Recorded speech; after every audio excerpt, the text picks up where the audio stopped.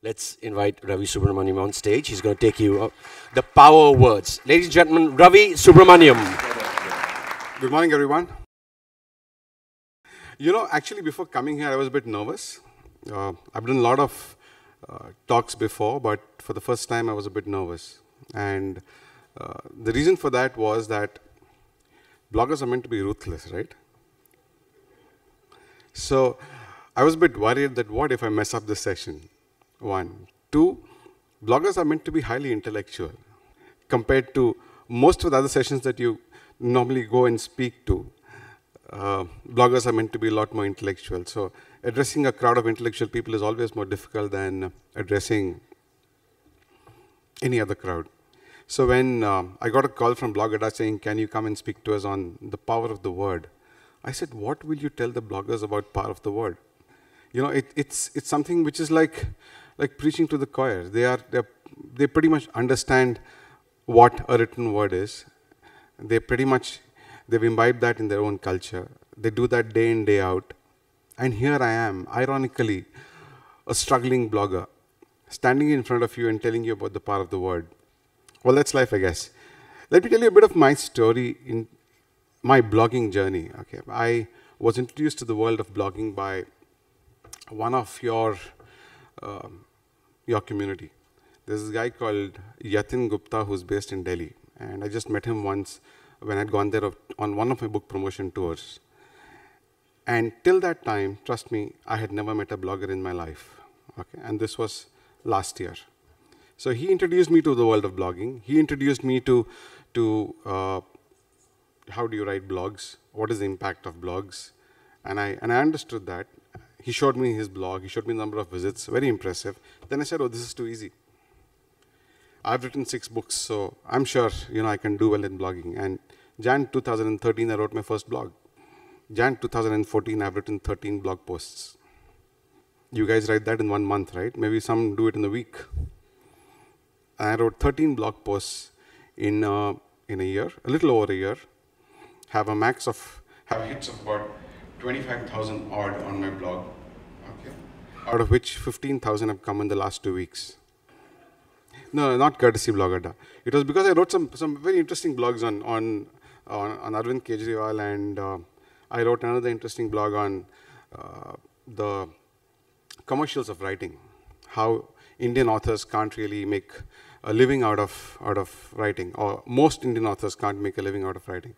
And I guess those were something which touched an emotional chord in most people, so I think it got enough hits. But more than doubled my blog hits in the last 2 weeks, so I'm very proud of that. Proud enough to actually mention it in front of an audience which is full of committed, serious bloggers. So, well, that's my journey in the world of blogging. And I think simply because you guys are at it day in, day out, you guys deserve a huge round of applause. So please give yourself a wonderful round of applause. You know, when you talk of the power of the word, nothing is, how many of you have heard this line, the pen is mightier than the sword? It's a silly question, right? How old is that statement in itself? There's one hand at the back, huh? That's over 170 years old, and you still remember it. It was a part of a play, and it was written by Edward Bulwer Lytton, and it was a part of a play that he had written, and it's still spoken or talked about 170 years. What better testimony to the fact that the word is definitely more powerful than the sword? Now, I'm not going to talk about what you guys already know, and I'm not going to talk about things like how powerful the word is. It creates an impact, it creates cultural changes, it impacts economies, it impacts people's behavior, etc., etc. All that is something which is known. I'm going to talk about what I think is an expectation from bloggers and the written word. Blogs can actually be pretty inspirational, and I've actually seen some people. There was a lady who was going through a fair bit of trouble in a married life, and she was reading this particular blog. I will not name the lady in the blog for obvious reasons. She found it so inspirational that she actually changed. Her family life changed. She now has a child, and she leads a happily married life with the same individual. And all this courtesy a single blog that she read. So when I say that you guys have the power to change lives, that's what I mean. How many of you have read Paulo Coelho's blog? Some of you would have. I read a very interesting piece on this blog. Let me just read out to you. It says just the opposite. Of all the powerful weapons of destruction that man has invented, the most terrible and the most cowardly is the word. Knives and firearms leave traces of blood. Bombs shake whole buildings and streets. Poison can always be detected. But a destructive word can provoke evil without leaving behind a single clue. Children are subject to years of conditioning by the parents. Artists are mercilessly pilloried. Women are systematically undermined by remarks made by their husbands. The faithful are kept apart from religion by those who judge themselves capable of interpreting the voice of God. He says just the opposite. He says the most evil force in the world is the word. Okay. June 27, 2007, I wrote my first book was launched. It's called If God Was a Banker.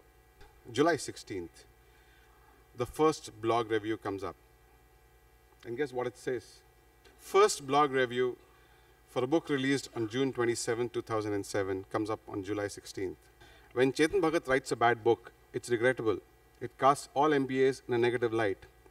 People with an appreciation for literature, heck, for any good writing, will sneer at us and say, oh, you're an MBA like Chetan Bhagat. It's hard, I tell you. It's real hard. Still, there are mitigants. At least the brunt will be borne by people from IIM Ahmedabad and IIT Delhi. Also TDCs and iBankers. And those buggers deserve all the sneering that they can get. So as an IIMB alumnus, my position is a little more secure. Until now.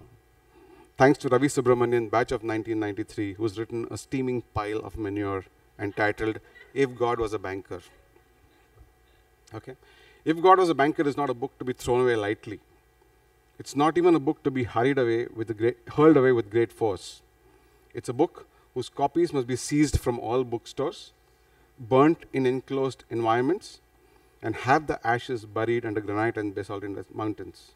And after all that, the bookshops must be purified with Ganga Jal.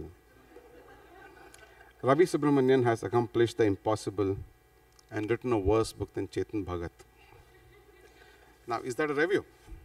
If the author was if the person who wrote the review was actually trying to get back his reputation as an IIMB alumni, well, this is, to my mind, evil, right? Now, I don't even know this guy. Okay, I didn't even know this guy from earlier days. So, which means that we didn't have a past. So, if somebody writes something like you, chances are he has a past with you, right? Some issue, some score to settle. But no. Okay, so that was me. Go to the next one. Ashwin Sangi told me the story. When Chanakya Chant came out, this is what a blogger wrote about him. Ashwin Sangi has the intellectual caliber of Winnie the Pooh. Really? Now, this is what I mean, something to watch out for. Let me explain to you why.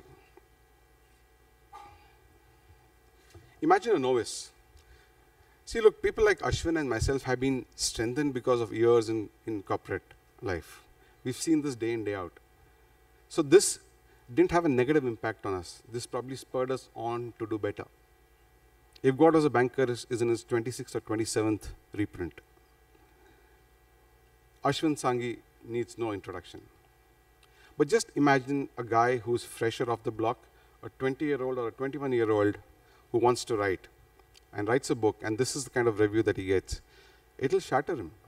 Now, when bloggers go out and write about people, about things, about instances, about incidents, about their own personal experiences, I think my recommendation and my request to all of you is, it's always better in life if you're positive. Criticism is necessary, but criticism in the right manner. Criticism which somewhere leads you on the path of self-improvement. I have no issues. Call my book, a steaming pile of manure. Fine. It helped me improve. Every subsequent book of mine is better than the previous one. And I've kept it that way and I'm proud of it. And I'll be wrong if I say that this blog did not spur me on. It did. But not everybody is like that. people are not strong. You guys have to be careful about that. And this is where, if you look at any other industry, okay, let me give you an example. There was this Times Lit Fest in Bangalore in January. We were there, 6 of us, and there was this girl who, based in Delhi, who's written 6 books till now, all of them successful. And she gets a royalty of 7.5% from the publisher. And 7.5% is normally given to rookies. It's not given to people who are established in the trade. Now, there were 5 of us who sat with her, explained to her how this is wrong, and how she needs to negotiate better with the publisher to get a higher return, to get a higher royalty. I think this is where senior bloggers have a role to play. When you see things like this happening in a particular blogging community, you need to go in and speak to that particular blogger and tell them that this is the way you handle things. And I'm saying this here because I'm not representing the author community or anything. I'm just telling, as a human, this is what people expect from you bloggers. There was this incident about 6 months back, I think, where one of the bloggers had really written something nasty about an author, and an author had completely revolted and written some nasty stuff against the blogger, and it became a big issue in the blogging community about 6 months back. I had quickly gone onto my blog and written about how an author should react to negative feedback, and how if a blogger actually writes negative about you, listen to him, because when it's negative feedback, there's a lot of learning in it, rather than a positive feedback where you just applaud and walk away. So I was quick to do it on that side, but I think I got this forum, so I need to actually speak to you guys also on what and how feedback should actually be handled. Or forget feedback. The tone and manner of any content that you write on your blogs need to be a lot positive. There are some who do it, some who don't. I think it's the responsibility of the seniors and the some who do it to actually coach, because in any trade, seniors coach the juniors. And with the written word, it's the same story. The senior bloggers need to talk to the junior bloggers about the entire thing. If you probably have written the longest word, probably you should take the lead in it and at least have some kind of a training which tells people how to blog. I'll be the first one to attend. One more point I wanted to make here is that any word is a potent tool as long as it's credible, right? Credibility is very difficult to build these days. People read your blogs because they believe in the unbiased and personal nature of what you write. Okay, how many of you agree? Just raise your hand. That people read your blogs because of the unbiased and personal nature of what you write. Most of you, right? The authenticity of the blogs and the personal voice of the authors can really become diluted and compromised when commercial interests come in play. You agree with that? Many of you may not like this, what I'm trying to say, but I think it's important. Towards this fact, I personally am against commercializing of blogs, because to me, blogs are personal. It's a journal. It's something which I write because I want to, and people come to read my blog because there's my heart in it, not because there are a few dollars in it. If you want to commercialize, go write a book, join a magazine, write for them. You'll make money out of it. I know some of you might have contradictory views, but when a blog offers to promote a book for a price, and there are many of them these days, I know that irrespective of how much they scream that they are unbiased, it's very difficult for them to rubbish a book for which they've taken money to promote. Ads and affiliates are all fine, but in my opinion, for a good blogger, the core content cannot be compromised. It has to be unbiased. This, to me, is non-negotiable. That's when you strengthen the power of your written word. And then I'd just like to leave you with a thought. You guys are powerful and influential, which is very true. You guys have the reach and you guys have the potential. So, be positive and not sensational. Be constructive, do not ridicule. Be unbiased, not commercial. And please be a blogger, definitely not a journalist. You have far greater ability to influence positively, to worry about things that don't leave a mark on you. Thank you very much.